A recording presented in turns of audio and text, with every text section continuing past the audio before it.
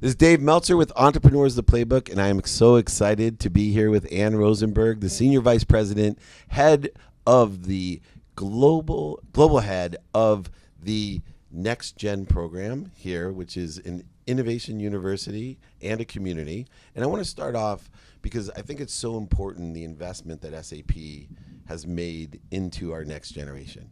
And they've made it with a perspective of purpose. And really, I'd like to start with asking, your sense of purpose happened far before you started working for SAP. You know, where has that evolved to? What is your sense of purpose right now? So, as people will hear when I speak, that I'm definitely not from the United States. My dialect kind of show that. You can hear that. So I come from Denmark, and Denmark is a country where it's actually number one. It's the number one country in the world on the SDG. They're best on the 17 global goals. Yes, exactly. Top quality and of also life, talk about the happiest place in the world to live in Denmark. So in my DNA, I'm kind of like, you can do anything you want, free education, free healthcare. There's an incredible support network. And also in the startup ecosystem, people are even saying that the best place to start a startup is actually in Denmark, because there is such a great support network for you. And working for SAP, and I have the opportunity really to have a global role, and by that you kind of you can see how all different kind of countries work compared to the country that I come from. I can see there is an opportunity that you can take that mindset that I have from Denmark and really inject it into the world. And so being in New York, where I am today, and I live in New York, which is the world city, I kind of call this the world stage. You can really inspire the world probably better than you can when you do it from Denmark, because a lot of people look at New York, and it's funny, I launch startup guides where I go in and identify the soul of startups, the soul of innovation in cities around the world. We've done more than 30 of them now. And New York was one of those cities that nobody really kind of thought was very big on startups. I moved from Silicon Valley to New York for a couple of years ago. And I think out of the blue, we created this startup guide and we identified the soul of New York. And today, New York is actually the city in the world would have most female founders, and it's actually the second biggest innovation hub of the world if you look at capital brought into startups. And not to forget, you have UN here, so you don't just do innovation in New York, you do innovation with purpose linked to the 17 global goals. Which is great. And because I wrote a book called Compassionate Capitalism, The Journey to the Soul of Business, which is why I'm so aligned with what you're doing. And that word united, when I went to Denmark, was the difference that I saw from, I spent years raising millions of dollars in Sand Hill Road in Silicon Valley, worked in Manhattan, and it's so nice that we've opened up the ability that startups can afford to start up here. That was always the problem, the separateness. How does that community form? Because there's so much pressure to be inferior, superior, and separate. But like in Denmark, when I've done business there, there's really almost a blindness to any type of separation. And I think still that we have to be careful, because I have 3 daughters, and I always tell them that I want you to have the power to do whatever you want to do, to make the same decisions as anyone else. There's complete equality. But with that equality, you have to also make sure you're connecting to the different genders, different races, different religions as well. You can't separate yourself, but you should have equal power. Yep. Denmark, it seems like they have that equality, but yet we're fighting for it here. Yeah, and that has been such an interesting for me to come to United States, and also because I work in 117 countries where I have a team, and it's been a big learning journey. And you can say you can be very blind when you come from this country like Denmark, but it also became like the passion, like you asked me before, so how do I drive my passion? Where do my passion come from? And I have a call because I have seen how things can work, and then I also see how things are not working. If you look at gender equality, if you look at the right to education, or if you look at to support to bring a great startup idea out to the world. And that's why I call it like I go and find the soul. And I also respect very much like religion, diversity, history, because I know the Danish model doesn't fit in everywhere, but the fact that you can get inspired with what you're doing in that country to other countries. And I think this is what UN is so good at, because UN unites countries, they unite companies. The fact that the 17 Global Goals is both a framework for countries and also for companies via UN, United Nations UN Global Compact, means that you can begin to learn a lot. Like you can learn a lot from other countries, you can learn a lot from other companies, and more companies are becoming very global, but of course also respect of the local setting. So the work that I do when you look into gender equality or into the startup world is that together with Female Quotient, Shelley, we are setting up FQ lounges at university campuses around the world. We are setting up next-gen labs together with United Nations Innovation Labs. And in those labs, we actually foster entrepreneurship, co-innovation with corporations. And you can say in some countries, this is done in one way. In other countries, it's done in another way, depending on where funding comes from, depending on, the history, the way universities are operating in a specific society. So I think to your question, you always need to respect and understand and use some time. I was just being interviewed. We are launching a startup guide in Tokyo at Olympic next year. And you can say, I think that we were talking about the cherry blossom that Japan is known for all over the world. I think that cherry blossom you begin to see now around the startup movement in Tokyo, and also how Tokyo, they are very strong on expensive technologies, they're very strong on purpose and SDGs. But again, there are cities, locations around the world that suddenly become extremely visible in the whole on innovation stage. And you were talking about the book that you launched, and I write a lot of books, and the book that I'm writing right now that you probably will like a lot is actually What Does It Mean to Win? So for a couple of years ago, when I was living in Silicon Valley, because I have a management background, I was kind of thinking, so why are so many people coming to Silicon Valley? I get it. That's cool tech. It's a cool place to be. I think we're all going to agree on this. But I kind of found out is the gravity of, and I call it the soul of Silicon Valley, is the way that people collaborate. People literally collaborate. They open up. They invite you in. The collaboration between academia, corporations, startups, culture, everybody's included. And I think this is what I call Innovation 1.0. But then I also kind of thought, well, hold 1 second. It cannot just be in Silicon Valley that this is going on. And this is what we have seen the last couple of years, why I have launched all those startup guides from Munich to New York to Miami to, we are coming out with LA here later this year. Of course, there's innovation in every single city, but it's different. It's different what kind of soul that city has. That's Innovation 2.0. And then when I moved to New York, I actually became a little bit embarrassed because I've been working for SAP now for 20 years and I'm a totally tech person. That, I just get excited about technology, but you should ask yourself, what are you using the technology for? And this is what you really learn in New York, the business side. And you also learn the side about purpose for United Nations. So you can say anything you build, anything you create needs to be linked to purpose.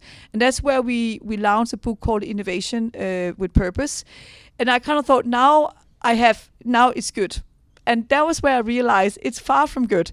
Because if we want to reach the global goals by 2030, we can't reach them by linear thinking. We need to go in and use science fiction. So we just came out with a World Economic Forum beginning of the year, a book about science fiction and facts, where we use the science fiction mindset to help you to come up with incredible new ideas. And when we launched the book, we kind of thought it's fine. Innovation 4.0 is about science fiction thinking. Of course, we won't use science fiction for the good and not for the bad. We have exponential technologies. And then, of course, we have the purpose. So we build solutions up to support the global goals. And then I came to the conclusion that no, we're still not there because we have an old winning system. people today, they win, but they win for their own Scarce. they have their own winning strategies. Companies win, people win. It goes across all industries, and I think we can learn a lot from the sports world, where you don't win alone, you win together. So we are launching a book at World Economic Forum next year, which is really about what does it mean to win, and how do we come together around the global goals. And we're not coming with a solution, because I think there could be many solutions around this, but people need to talk about this, and people need to redefine winning systems. And it's funny, if you go back in history, what does it mean to win for 100 years ago, just 50 years ago? What does it mean to win today? It's totally new value set. So there's a lot of exciting things happening around what does it mean to win in innovation today. Absolutely. And, not to have a commercial for SAP, because they're not a sponsor of my show, but it's amazing because the global impact of a company, a corporation that's highly successful and profitable can have on the whole world. As I look in my own career through SAP, I'm the chancellor of Junior Achievement University. SAP, huge supporter of junior achievement, right? SAP here with community and innovation. SAP with the UN's global strategy. SAP, I know, had a strategy, and they hired people with autism to test software and completely transformed an entire weakness into a strength. Again and again, it takes the lead of major corporations and major executives like yourself in order to effectuate change, and to have the openness of innovation and community really sustains the model. Because if we don't have gender equality, religious equality, equality in general, inspiration and innovation, and the most expensive real estate, within 3 minutes of meeting my team, you're inviting everybody here to help enhance the community in a complete, abundant way. Most people, when they think of innovation and community, you're a blockchain expert. I think it's important for people to understand what blockchain is, because it gets kind of skewed into cryptocurrency and some highly financial technical things, where blockchain is the future, and it's a very abundant philosophy that also has a great security to it. So I was hoping we could shift gears a little bit and talk about how the innovation and community relates to blockchain, and how you see the future. I always say imagination clothes itself. So that's the science fiction. If we're not dreaming, everything, we would just be copies, and we would never grow, accelerate, and really get anywhere. So I think it's important for people to understand the future and apply their imagination to the structure in which you're an expert at, which is blockchain. So before I go into the blockchain, I want just to have a helicopter view, because if you just look at technology in general, and you also talked about SAP's big focus on purpose. So if you look at SAP, we are the biggest software company in the world, coming out of Germany, and more than 76% of all business transactions today is supported by SAP across 25 industries. So that means that if you look at yourself, you've probably already been touched without knowing it by SAP 30 times a day. Your shirt, the food you had, the way you came over here. People just don't know that, right? So and if you go in for 77% of all the food today is company who run SAP, who produce, transport, create that. If you go into all medical devices, it's 82% of all medical devices, and I can, again and again and again. And so the interesting thing about this, because what does that mean? It means business processes. It means the way you put up your supply chain. It means the way you go to market. It means all processes in 25 industries. And it's funny when you talk about industries, because it is the sport industry, it is the entertainment industry, it is the fashion industry. It's all the industries that is out there in the world. And when you then think about SAP's responsibility here, it's like, technology is everything today. Every job is enabled by technology. Every business have technology embedded, and it's just going to be more and more and more and more. So when the world wants to reach the global goals, that will mean redefine business processes, redefine business models, redefine jobs, redefine the way we live into sustainable living. And all of that is enabled by business processes and technology. And if SAP can go in via, our incredible network of partners and customers and academia and startups, and jointly unite about a mission to come together, to work for that, we can do a lot. Yeah. And so that is really what this is about. And then when you then look at the technology, because that's the good part, and that's the reason why I also wrote all the books, is that when I was young, and I still remember those days where there was limitation to what you could do with technology. And it was more or less like, you were mainly excited because there was technology and you could live with that the user interface was not the best, or it was okay because it was better than if you didn't have the technology. But for around 8 years ago, which is also the time where Silicon Valley really began to accelerate, you could do anything you want with technology. And that is where AI, blockchain, the whole thing about how are we going to, with the whole voice, if you think about this, and that's why I love science fiction, because we as human beings, we I don't think people today in general understand what you can unlock with the technology that is in your hand today. I don't think people understand it. It's just our gravity of the way we think. We just can't cope with that, which is fascinating. Right. And that's why the science fiction book, and just a couple of words about the science fiction book before I talk about blockchain. So the way the science fiction book came around was that for around 1.5 years ago, I was sitting on a panel at UNIDA over in Europe, and Sophia was sitting next to me, which is very normal when you're in technology. And I am, Sophia was sitting next to you. And we had a conversation together with a couple more other people. And I came back, and my husband that weekend said, we're going to see Westworld, the original Westworld for 1972. And I was not a science fiction fan. I kind of thought, really? Yes, we're going to say Westworld. And I had this moment where I was sitting and looking at Westworld and kind of think there's something wrong here. Westworld was created in 1972. Sophia was not created in 1972. She was created much later, right? It's just for a couple of years ago. Yeah. How did they know, right? So the following Monday, I was going to an event with Singularity University, and there was some conversation around science fiction. And I went over to my team Tuesday evening. We had a meetup, and I said to them, you might think I'm crazy, but I think the rest of the week we need to see maximum science fiction movie and see if there is some kind of linking between something that has been written or shown in science fiction movie going back in time 100 years and up to now to what you can see is available. And we found ridiculous flip phone, Star Trek. I mean, I can keep on coming with examples, right? And then you can ask yourself, did they know when they came out with the flip phone that what the flip phone, how to create a flip phone? No, they didn't know that. And that's the beautiful about science fiction. You don't even have the technology in your hand. You have a crazy idea about what if we had a flip phone, right? What could we do with that? So back to where we are today, because at that time you didn't have the technology. So what is happening now is that the whole thing is flipping, because you today have the technology, but you don't have the mindset. And that's why the conclusion of the book, for all the science fiction lovers out there, science fiction was not really created only for movies and films. It was created to the exactly time we are right now, where technology can do more than you ever dreamed about. And we're just in the beginning, right? Yeah. So science fiction is really a framework to unlock your mindset, to come up with ideas that can help you to unlock that technology. So if you look at blockchain, which is one of those technologies, and so when blockchain came around, people was like looking at that technology. What are we going to do with that? And people are still looking at it. Of course, a great many solutions are being created around this.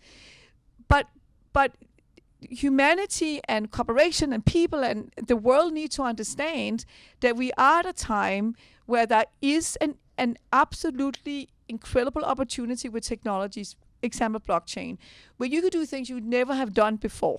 So if you treat blockchain as a technology for a linear change or just a small change, you will never unlock the opportunity of blockchain. So if you look at blockchain, it really supports the thinking about community and also equal right for everybody. And I'm a big spokesperson on sustainable fashion at UN. And it's mainly blockchain we talk about. Not the blockchain is only for sustainable fashion, but it's for many things, right? But in this setting here, if you look at the end-to-end supply chain for a piece of clothes to that it end up in a shop on Manhattan, that it was actually created, produced somewhere far away from here, and you look at how that piece of clothes, what the price tag is that you buy it for on Manhattan, to what was paid in those many steps taking place when it actually was, the fabric was created, it was brought into some kind of beautiful piece and brought to Manhattan. Historically, there's not been a fair share of who's getting what of the money. There's been no transparency in that whole end-to-end chain. And with blockchain, you can really go in a chain, as the word's saying. It's actually change. You can actually change of steps with business processes also supporting and making sure within that chain there's an equal split of what people should get of money. So if you think about blockchain, as the word is also saying, it's a chain of fair share of distribution of money, but also a chain where you don't have a bank or you don't have one person sitting and deciding how you should distribute the wealth. And that's how you should think about the blockchain.